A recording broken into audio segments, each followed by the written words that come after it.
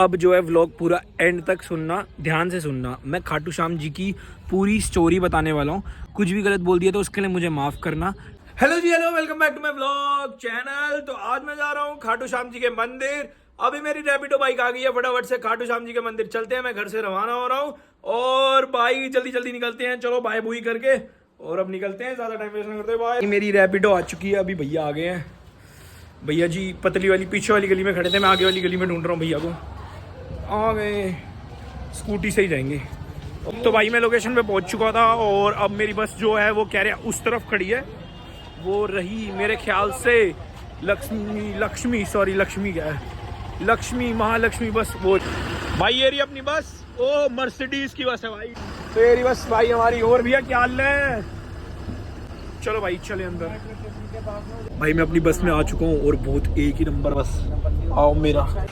तो भाई अब हम पहुंच चुके हैं बाबा के दरबार पे। वो देखो वहां से तोरण द्वार हो रहा।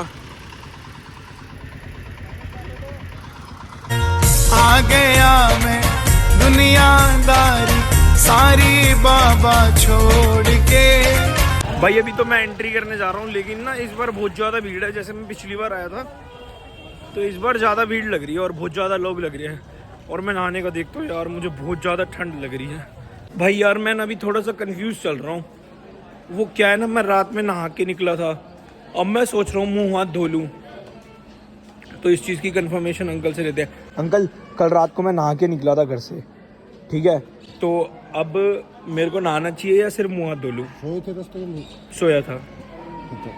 फिर सोने के बाद तो नहाना जरूरी है। नहाना जरूरी होता है तो फिर नहाते हैं। अब सोने के बाद नहाना जरूरी है। तो फिर अब नहाते हैं। कोई फिर दिक्कत नहीं। नहीं सोया तो हूँ। नहीं सोएगा फिर कोई दिक्कत नहीं है। फिर तो अच्छा आप जगते हुए चल रहे हो, कोई दिक्कत नहीं है। हाँ, लेकिन सो गए हो तो आपको तो चलो नहाते हैं फिर अकेले। तो भाई जब मैं नहा धो के रेडी हो चुका हूँ और फटाफट से चलते हैं अब मत्था टेकने। अब चलना पड़ेगा थोड़ा 1 किलोमीटर तक, वहाँ पे चलते हैं, बाबा का दर्शन करेंगे, फिर उसके बाद खाएंगे पिएंगे और घर निकल लेंगे बस पकड़ के। चलो चलते हैं। मुझे लोग ऐसे क्यों देखते हैं यार, मैं इतना बुरा भी नहीं हूँ।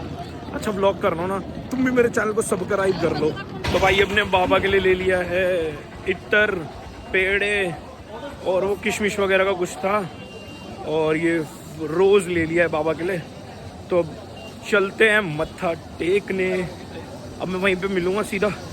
अभी तो बाकी पैदल चलना है और पैरों पे लग रही है पत्थर, तो सीधा वहीं पहुँच के व्लॉग करेंगे।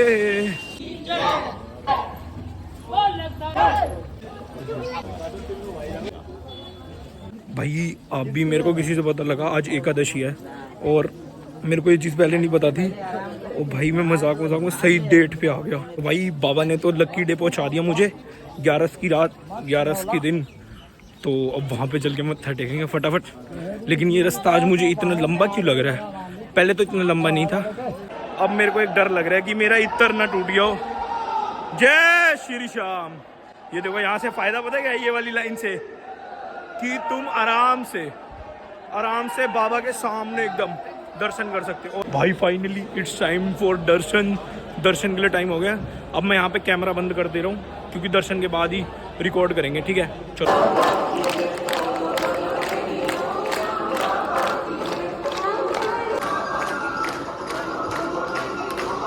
भाई आज मेरी किस्मत अच्छी थी, पता नहीं क्या था। आज एकादशी भी है और ऊपर से मेरे को आरती के टाइम पे दर्शन हो गए। वाह वाह वाह वाह। भाई अभी 9 बज गए हैं और अब मेरे को अपनी बस का वेट करना पड़ेगा। Shit man. तो भाई अब जो है व्लॉग पूरा एंड तक सुनना, ध्यान से सुनना। मैं खाटू श्याम जी की पूरी स्टोरी बताने वाला हूँ और आई एम सो सॉरी। मैं स्टार्टिंग में इसलिए बोल दे रहा हूँ, अगर मेरे से कुछ भी गलत या मैंने कुछ भी गलत बोल दिया, जो मतलब देखो कुछ भी गलत बोल दिया तो उसके लिए मुझे माफ़ करना, ठीक है? मतलब कुछ गलत निकल गया उसके लिए बोल रहा हूँ मैं। तो अभी मैं तुम्हें स्टोरी सुनाता हूँ खाटू श्याम जी की। जो भीम जी के पुत्र थे घटोत्कच, उनके पुत्र थे घटोत्कच, घटोत्कच जी के पुत्र थे बर्बरी। बर्बरी कौन? खाटू श्याम जी। खाटू श्याम जी का असली नाम था बर्बरी, असली नाम। तो पूरा बर्बरी नाम इसलिए रखा गया क्योंकि जब पैदा हुए थे तो ये तुरंत मतलब पैदा होते ही 14 वर्ष के थे और क्या कहते हैं कि पूरे बाल घुंघराले थे एकदम शेर की तरह। और जैसे कि ये मतलब जो पावरफुल फैमिली होती है, जो शक्तिशाली परिवार है जिनमें शस्त्रों की ताकत होती है, उन फैमिली से थे। तो एक दिन बर्बरी जी मतलब खाटू श्याम जी ने बोला अपनी माता मौरवी जी से कि मुझे भी कुछ शक्तियाँ प्राप्त करनी है।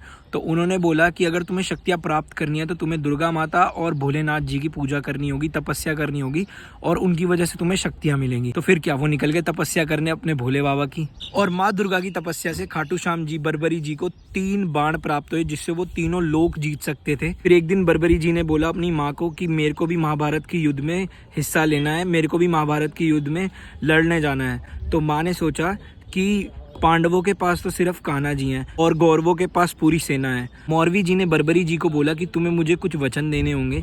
पहला, हारे का तू है सहारा सावरे, मतलब जो भी हारा होगा आपको उसकी मदद करनी पड़ेगी। दूसरा, रास्ते में आपसे कोई भी कुछ भी मांग लेगा तो आपको उसको देना पड़ेगा। तो फिर क्या, जैसे भोले बाबा की सवारी है नंदी जी और शेरावाली माता की सवारी है शेर, तो हमारे खाटू श्याम जी की सवारी है नीला घोड़ा। बाबा घोड़े पे सवार होकर निकल पड़े महाभारत के युद्ध के लिए। वो महाभारत के युद्ध के लिए निकले तो दुर्योधन जी भी डर गए और जितने भी थे सब के सब डर चुके थे। और फिर उन्होंने तो अर्जुन जी का रथ भी हिला दिया था। तो अर्जुन जी जिसके कारण डर गए और बोले कि जाके देख कर आओ कौन सा ऐसा बालक है जो लड़ने के लिए आ रहा है, मैं तो इसको देखते ही डर गया हूँ, कहीं हम युद्ध ना हार जाएं। और फिर क्या, उसके बाद कान्हा जी जो है वो ब्राह्मण का रूप धारण करके बर्बरी जी के पास गए और बोले, ए बर्बरी रुको जरा। बर्बरी से पूछा उस ब्राह्मण ने कि तुम कहाँ जा रहे हो। तो बर्बरी जी ने बोला कि प्रभु जब आप मेरा नाम जानते हो तो आपको ये ज़रूर पता होगा कि मैं कहाँ जा रहा हूँ। तो ब्राह्मण जी बोले, नहीं बेटा मुझे नहीं पता कि तुम कहाँ जा रहे हो। तो बर्बरी जी ने बोला, मैं इस महाभारत की जंग में हिस्सा लेने जा रहा हूँ। ब्राह्मण जी ने बोला, ऐसी छोटी सी उम्र में तुम में ऐसी क्या शक्ति है जो तुम इस महाभारत के युद्ध में हिस्सा लेने जा रहे हो। तो फिर बर्बरी जी ने बोला, तो एक बार आप आज्ञा तो दे के देखिए प्रभु, देखिए मैं क्या कर सकता हूँ। मेरी जो टर्कश में 3 बाण है ना, मैं उससे बहुत कुछ कर सकता हूँ। अमर यानी कि कृष्ण जी वो हैरान हो गए कि ये कैसी बात कर रहा है। तो उन्होंने बोला कि बेटा ये सब बातें बड़ी बड़ी फेंकना तो बहुत आसान बात है, अगर कुछ करके दिखा सकते हो तो दिखाओ। तो बर्बरी जी ने बोला, मैं अपने इस एक बाण से, जो टर्कश में थे उनके 3 बाण, 3 में से एक बाण से पूरे महाभारत का युद्ध खत्म कर सकता हूँ। तो जो ब्राह्मण जी थे उन्होंने कहा, बेटा बातें बड़ी बड़ी करना तो आसान है, तुम एक काम करो, ये जो सामने पीपल का पेड़ है ना, इसको मतलब तोड़ के दिखाओ। तो बर्बरी जी ने क्या करा, अपना जो एक बाण था उसको निकाला टर्कश से और जो पीपल का पेड़ था सामने उस पर मारा। तो जो एक पत्ता था ना, एक पत्ता वो उड़ के जाके ब्राह्मण ने ना अपने पैरों के नीचे छुपा लिया था। जो तीर जब छोड़ा ना उन्होंने धनुष से, तो सारे जो पत्ते थे ना वो उड़ गए, लेकिन जो तीर था, जो एक पत्ता था जो ब्राह्मण के पैर के नीचे था, जो उन्होंने छुपाया हुआ था, तो वो तीर जो है उनके आसपास घूमने लगा। तो ब्राह्मण पूछते हैं, ये तीर क्यों मेरे आसपास घूम रहा है। तो बर्बरी जी बोलते हैं कि प्रभु ज़रा अपना पैर उठाइए, आपके पैर के नीचे एक पत्ता छूट गया है, तो मेरा बाण उसको मारना चाहता है। तो जो ब्राह्मण जी थे यानी कि कृष्ण जी, वो डर गए क्योंकि उन्होंने पांडवों की मम्मी जी को वचन दिया था कि इनके 5 बेटों की जान वो बचाएंगे। ब्राह्मण जी ने बर्बरी जी से पूछा कि युद्ध में बेटा तुम किसका साथ दोगे। तो बर्बरी जी ने बोला कि मैं तो अपनी माँ को वचन देकर आया हूँ, हाँ जो हारेगा मैं उसका सहारा बनूंगा। हारे का तू है सहारा सावरे, हमने भी तुझको है पुकारा सावरे। तो फिर ब्राह्मण जी यानी कि कृष्ण जी ने क्या करा, उन्होंने कहा कि ये तुमने कैसा वचन दे दिया बेटा अपनी माँ को। गौरव हारने लगे तो उनकी तरफ हो जाएगा, और अगर पांडव हारने लगे तो आप उनकी तरफ हो जाओगे। तो फिर बर्बरी जी ने बोला कि प्रभु आप मेरा मार्गदर्शन कीजिए और मुझे बताइए कि इसकी सॉल्यूशन क्या है, इसका हल क्या है। जी ने बर्बरी जी से बोला कि हे बर्बरी, कलयुग में धरती के कल्याण के लिए किसी के शीश के दान की ज़रूरत है, और वो शीश का दान सिर्फ 3 महाबलियों में से हो सकता है, किसी एक का। कृष्ण जी पहले महाबली थे, कृष्ण जी, दूसरे अर्जुन जी, और तीसरे बर्बरी तुम। तो ब्राह्मण जी ने बोला, मैं कृष्ण जी का शीश का दान तो नहीं ले सकता क्योंकि उन्होंने युद्ध रचना है, और अर्जुन जी का तो इसलिए नहीं ले सकता क्योंकि उन्होंने युद्ध खेलना है। तो बचे तुम, तो तुम्हें ही देना पड़ेगा अपने शीश का दान। फिर बर्बरी जी को याद आया कि उन्होंने अपनी मम्मी को वचन दिया था कि रास्ते में उनसे कोई भी कुछ भी मांगेगा तो वो उनको देंगे, जो भी मांगेगा वो उनको देंगे। तो बर्बरी जी ने बोला कि ये मौरवी का पुत्र आपको शीश का दान देगा, लेकिन उससे पहले मैं आपसे ये जानना चाहता हूँ कि कोई साधारण ब्राह्मण तो शीश का दान नहीं मांगेगा, तो आप अपने असली रूप में आए। फिर क्या हुआ, जो ब्राह्मण था वो अपने असली रूप में आए, और वो और कोई नहीं अपने कृष्ण जी थे। ऐसा महाभारत के युद्ध में पहली बार हुआ था कि कृष्ण जी किसी को दिखे सामने से। तो फिर क्या हुआ, मांगा शीश का दान मुरली वाले ने, दे दिया शीश का दान खाटू वाले ने। हमारे खाटू बाबा ने शीश का दान दे दिया। ब्राह्मण जी थे वो बर्बरी जी से खुश हो गए। उन्होंने बोला, बर्बरी जी बताइए आपका क्या इच्छा है, आप क्या चाहते हो, कोई आखिरी इच्छा है। तो उन्होंने बोला कि मैं तो युद्ध लड़ने आया था लेकिन युद्ध लड़ तो नहीं पाया, मेरी बस यही आखिरी इच्छा है कि मैं इन नौजवानों को युद्ध लड़ते हुए देखना चाहता हूँ। फिर क्या, कान्हा जी ने उनकी बात पूरी करी और उनकी जो शीश था, उनका जो सिर था कटा हुआ, उसको जाके किसी चोटी पे रख दिया जहाँ से वो युद्ध देख सकते थे महाभारत का। तो जैसे कि सारे भाई लड़ने लग गए, बोलने लगे कि पांडव जितने भी थे वो लड़ने लगे कि भाई युद्ध मेरी वजह से जीते हैं, युद्ध मेरी वजह से जीते हैं। तो उन्होंने कहा चलो मुरली वाले के पास चलते हैं और डिसाइड करते हैं कि वही बता देंगे कि किसने युद्ध जीता है। तो वो सारे भाई जो है कान्हा जी के पास जाते हैं पूछने के लिए कि भाई युद्ध किसने जीता है, किसने जिताया है। तो प्रभु कहते हैं भाई साहब जी मुझे तो नहीं पता कि तुम में से युद्ध किसने जीता है, क्योंकि मैं तो रथ चला रहा था। तो वो पांडव जो है वो होते कि प्रभु प्लीज़ हमें बता दीजिए वरना हम आपस में लड़के मर जाएंगे। तो प्रभु कहते हैं कि आप एक बारी वो जो शीश पड़ा है ना चोटी पे, उससे पूछ कर आओ, वो शीश बताएगा कि किसने युद्ध जिताया है। तो फिर सारे पांडव जो है चले जाते हैं उस शीश के पास जो चोटी पे रखा होता है। फिर वो शीश के पास जाके पूछते हैं, जब पांडवों ने बर्बरी जी से पूछा कि हे महाबली बर्बरी, इस युद्ध को किसने जिताया हम पांचों में से। तो बर्बरी जी ने बताया कि हे पांडवों, किस बात का घमंड है तुम लोगों में, तुम कह रहे हो युद्ध जिताया, युद्ध तो कान्हा जी ने जिताया था, कन्हैया जी ने जिताया था।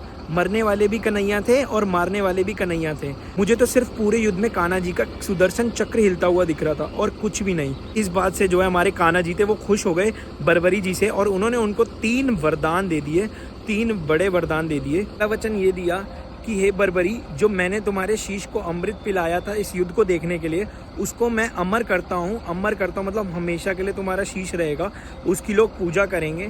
दूसरा, कलयुग में कोई भी शाम पुकारेगा तो ये मुरली वाला शाम मदद नहीं करेगा, ये खाटू वाला शाम उसकी सुनेगा, लोग खाटू वाले शाम की पूजा करेंगे। तीसरा वचन ये था कि तुमने अपनी माता जी को वचन दिया था कि तुम हारे के सहारे बनोगे, जो भी हारा हुआ होगा तुम उसकी मदद करोगे। तो जो भी हारा हुआ आपके दरबार में आएगा, कान्हा जी ने बोला जो भी हारा हुआ तुम्हारे दरबार में आएगा, तुम उसकी वचन पूरी जो उसकी इच्छा है वो पूरी करोगे, मतलब वो दोबारा हारेगा नहीं कभी भी ज़िंदगी में, और जो भी वो मांगेगा वो पूरा होगा। और उन्होंने अपनी माँ को वचन दिया था कि तुमसे जो भी मांगेगा रास्ते में आते हुए तुम उसको दोगे। तो कान्हा जी ने ये भी बोला कि तुम्हारे दरबार में जो भी पहली बार आएगा और जो भी वो मांगेगा वो खाली हाथ नहीं जाएगा, उसको जरूर मिलेगा। वो हाथ में ये भी वरदान दिया कि जैसे जैसे कलयुग बढ़ेगा वैसे वैसे खाटू श्याम जी की पूजा होगी। और ये बात बहुत ज़्यादा सच है भाई, जैसे जैसे कलयुग बढ़ रहा है वैसे वैसे खाटू श्याम जी की पूजा और जो लोग पसंद करते हैं बाबा को वो और बढ़ती जा रही है। और मेरा भी यही मेन मोटिव है कि मैं इस व्लॉग के थ्रू आप लोगों को खाटू बाबा के दर्शन या कह सकते हैं खाटू बाबा की मतलब पूरी चीज़ें बताऊं कि हाँ भाई तुम भी खाटू बाबा के पास आओ, तुम जो मांगोगे वो तुम्हें मिलेगा भाई, दिल से मांगोगे तो मिलेगा, ज़रूर मिलेगा। और एक बात ये भी याद रखना, ये बाबा कभी टालता नहीं है। तुम अगर, मैं एग्जांपल देता हूँ, तुम अगर बाबा से 1 लाख मांगोगे ना, बाबा तुम्हें 1 लाख देगा। अगर तुम्हें 1 लाख नहीं भी तुम्हारे मतलब हैसियत नहीं होगी ना, फिर भी तुम्हें देगा बाबा 1 लाख रुपए। मैं एग्जांपल दे रहा हूँ ये, ठीक है, लेकिन तुम्हें टालेगा नहीं। 1 लाख नहीं दे पाया तो 50,000 ज़रूर ही देगा, लेकिन तुम्हें टालेगा नहीं। तो तुम भी आओ बाबा शाम के पास। मैं बस ये चाहता हूँ कि भाई मेरा जो व्लॉग है वो इसलिए बना है कि मैं बाबा शाम के बारे में लोगों को बता सकूं और बाबा की और भी मतलब जैसे फ़ैन फॉलोइंग होती है ना, मतलब बाबा को प्यार करने वाले लोग और इकट्ठे कर सकूं, मेरा ये मेन मोटिव है।